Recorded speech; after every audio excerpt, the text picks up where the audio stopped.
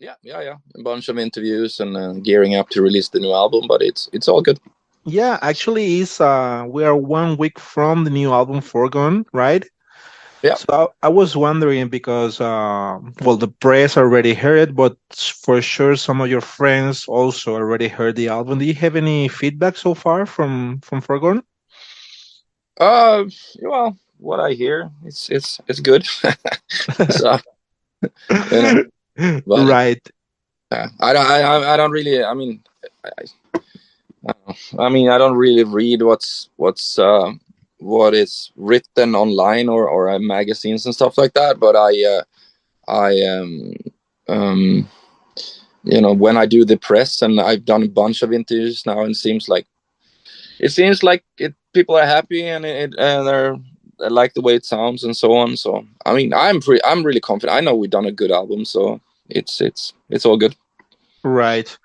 So on your social media, we saw Chris Broderick on the solo from Meteor Maker, and Huh? actually, I think you said in an interview that this song was a song that put the moods on what is the rest of the album, right? Yeah, I think it was one of the first one that we really felt like, okay, this is the direction we're heading, because we as soon as the pandemic was over, and all the restrictions were gone, like for Björn and myself, that we could fly anywhere, we flew to America for 3 weeks in the big, like it was in November 2021 when we decided to, okay, let's do another album.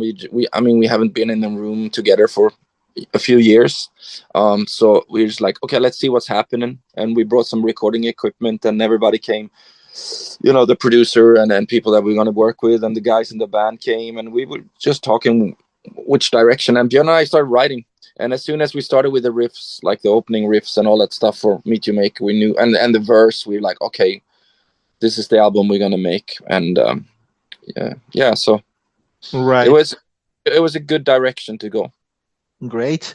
So was the lockdown especially hard for you because you couldn't tour, or it was good actually for In Flames because you have the new album coming up and you have plenty of time to prepare the songs? We don't ever write uh, like like we didn't write at all during the pandemic. It was towards the end, and Björn and myself, we have to be in the same room. He lives in Gothenburg, and I live in Stockholm since 14 years. So we Hmm. didn't really. I mean, we talk on the phone and so on, but we didn't see each other for almost all that time. So and I writing music is a very very personal, and you vibe from someone else. So I don't want to, and neither does he. He don't want to send files over the internet to my studio and to his studio, and then we just add stuff. We want to be in the same room. So it wasn't like we had more time to prepare. It was more of a break of everything else. And I mean, we are In Flames. We are a touring band, so of course it's tough. I mean, I was missing my family, like the touring family. I mean, Hmm. the guys in the band and the crew and the fans, and it's such a huge part of who we are, being able to travel and see people in different situations, and stuff like that. So that is really tough.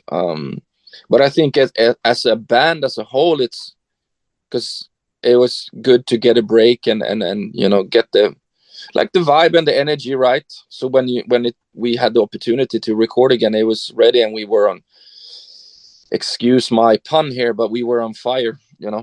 um and but it wasn't like we had more time to write, because we don't write when, like, we have two different modes in Flames. One is a touring mode and one is writing. So we really have to set a date in the studio, and that's when we start to write. And the way we do it is, um at least for the last few albums, when we've gone to LA, we rent a house and we bring some recording equipment, and we're really close to the studio where Howard Benson and his team, where they are, and we write songs, and we go to the studio to record, and then we go back to the house and write again, and back to the studio to record. And when we feel like we have an album like complete, then we're done. It's not like we write 40 songs and pick the best 12.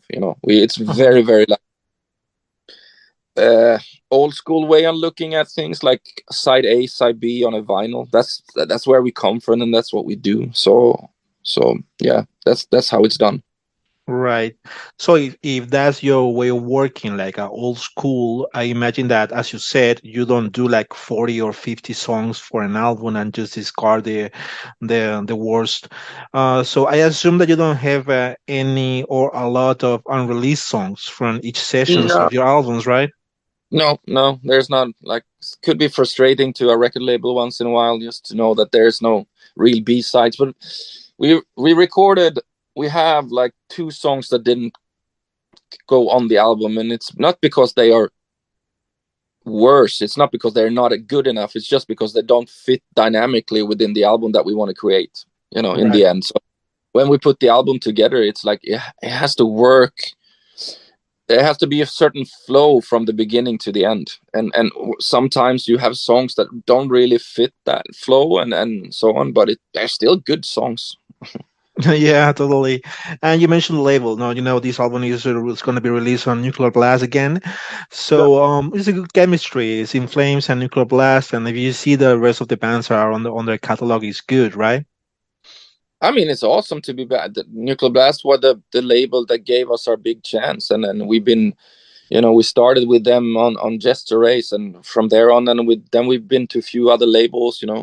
I mean, the Nuclear Blast as we know today are not the same as back in the day. They're different people, and so on, but they are extremely generous to us and give us so much freedom to do what we do. I mean, we signed a deal, we got money, and we went to LA to record, and then they didn't interfere with anything. They were just, so they trust us so much, and I mean, we trust them too to do their job. But it feels really good that to have a label that give you all that freedom to do whatever you want, without having them, oh, we would like to do this, we would like to do that, and it's just like, we do the music and you focus on the business, and that's awesome. So it's a very, very nice working relationship, and we're so happy to be back. And they didn't hear anything until everything was done and it was mixed, and it was just, here you go, this is the album we wanted to make. Now you do your job. Good.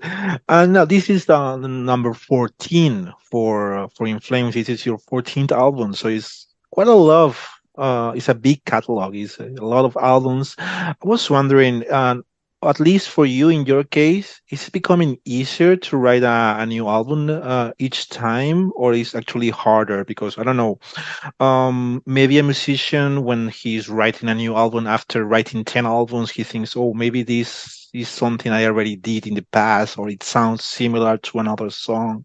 Is it easier for you now, or not? In those terms, I don't think if easier or tougher or anything. Since we don't write in bit, like I said, like when it's time to do an album, that's all we think about, and when we're Mm. touring, that's all we think about. We don't There's nothing in between. We have two modes, writing or touring. That's what we do.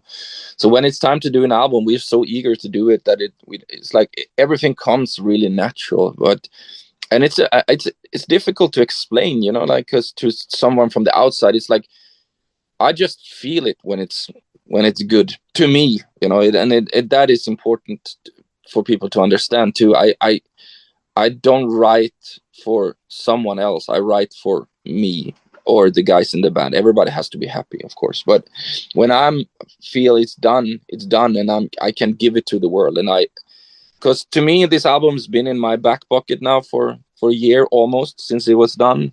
And on the 10th of February, it doesn't belong to me anymore. It belongs to the whoever's interested, and it will be on its own journey. So when I write, that's all I think about. I don't think in terms of easy or tougher. I think about, is this speaking to me? If it's good, and you have days where it's everything comes easy. That's one thing, and then you have days where it's just like, it doesn't feel right, and you will feel it's tougher. But as a whole, it's not thinking about an album. It's not, oh, what should we do? Oh, Yeah, this is just very, very natural flow. great. And as you say, it's normally it's beyond you writing the songs, or mostly the composing part of the album is you too. But there's other guys in the band. It's Chris, Tanner, and Bryce, right? And we recently saw you actually on this European tour with At the Gates, and Yeah. the chemistry was so good, right?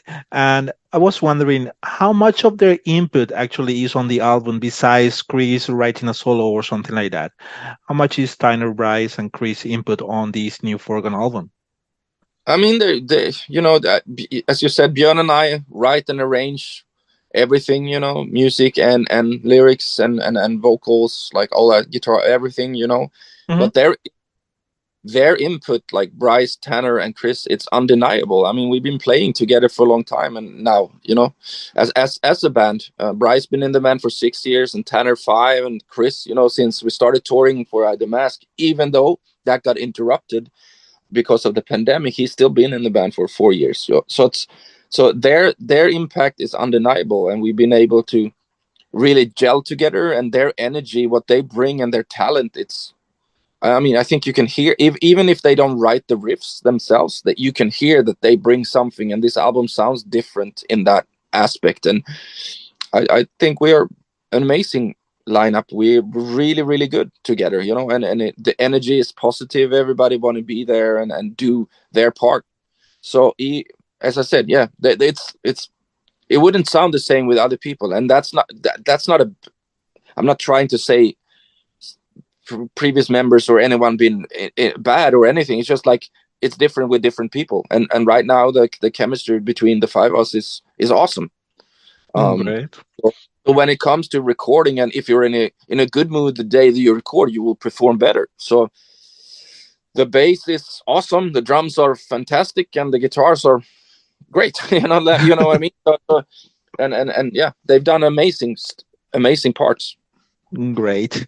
And one of the things that people most recognize about In Flames is actually your voice. And that's one of the things that really impacts me on this album and in previous albums as well. But after 14 albums, your voice still sounds awesome. and and live as well, it's really good, and it's very difficult in at least in this kind of music, in the kind of style you sing, to keep a voice like that and perform songs from 20 years ago and they still sound similar, so it's are you following something special to take care of your voice? Are you still amazed that you can sing those songs? No, I mean, since when we came to LA for the first time, like in 2016, I Howard Benson recommended me to go to a vocal coach, and he knew a guy that was working with like rock and metal musicians, and obviously this guy have never worked with someone coming from our scene, like the more screamy parts, but he become a really good friend, and I because I want to take care of my voice. I want to be able to do this for a long time. So he really learned me how to breathe in the correct way, and how to because I want to understand my instrument. I'm not trying to be the best singer in the world. I want to understand what I can do with my instrument. Hmm. And he given me pointers, and now when I'm out touring, I have a practice routine every day, like an hour before we go on stage. I start to warm up a little bit and get ready. So I do that for 25-30 minutes, and then I meet up the other guys in the dressing room, and then we play some music, and then we go on stage. So I'm ready at the first song. When the intro hits, I'm ready. And so yeah, I take care of my voice better. But I mean, sometimes you're sick and nothing helps. But um, yeah, I'm just trying to be better for me, so I can do what I want to do. And if I want to do something for a certain song, I know how to get there. It's not an obstacle, like within my range, I know how to get there. So yeah. Great. Yeah, Ozzy Osbourne just hit the news now because he just canceled a European tour because he can't tour anymore. Actually, he's Yeah. announcing that he's retiring from touring at least. I don't know if he's gonna still do one or two shows or something like that, but he's not touring anymore because well, he can do it. So Yeah. is there a fear like? I don't know, you guys, you still have plenty in your career, but is there a fear that in the future you cannot do this anymore? Do you have in mind like retiring where you cannot do something, or do you think you will be still doing this, like I don't know, like Lemmy from Motorhead until you die? I mean, they're both Lemmy and Ozzy and the people you mentioned, like and Keith Richards. Like there are special humans. I don't know what they have, and they are like from a different world. But I don't have the fear. I live very much in the moment. I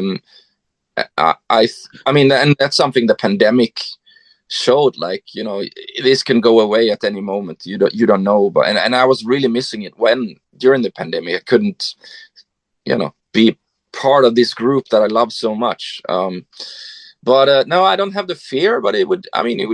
If you ask me now straight, it would suck if I can't do it. If someone told me you can't do it anymore, that would make me really sad because I love what I do. Hmm. And traveling the world and meeting fans and people in different situations that we share a common interest, which is music. It's so rewarding for us. But I am very aware that I won't be able to do this forever. But I will Hmm. do it as long as I can until I have the passion and the feeling inside that this is the greatest thing in the world. I guess you realize it one day, like, okay, it's it might not be as fun anymore, or it hurts too much or whatever, and then it's time to give up, or you come to a point where you feel like you don't have anything to say anymore. I mean, nobody is forcing us to tour.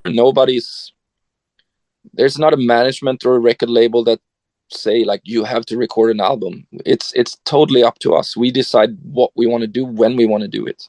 So Yeah. it all comes from a positive vibe.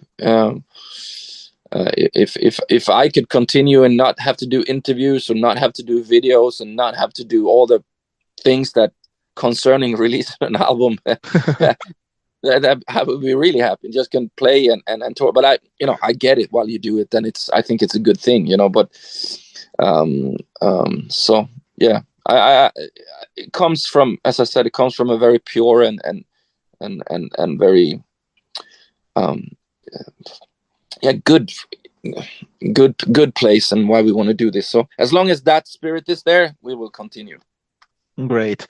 And talking about touring, a lot of musicians, especially musicians from America, they're all talking about the struggle to tour, and especially to tour Yeah, Europe, right? Because I know Steve Vai just recently said that it's hard for bands to even make, even if they're touring, like they don't want to earn money just to don't lose money actually yeah. touring.